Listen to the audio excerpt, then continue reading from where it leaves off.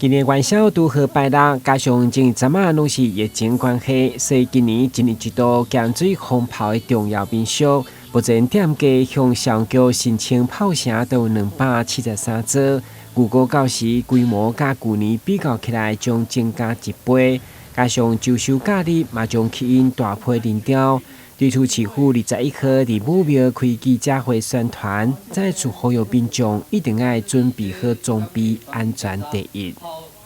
很多人来台南是要看盐水风炮的，但是盐水风炮当然也要注意安全。除了每年的这个新鲜刺激之外，但是也希望这个看热闹也要看门道，因为它代表了过去消灾祈福的一个传统习俗，它也代表了热闹文化的一部分，更代表盐水人这个热情的一部分所以在元宵节的时候，一定要来盐水风炮，这是一个台南市献给大家最好的献礼。欢迎台南4002024台湾盐水风炮，一定要来哦！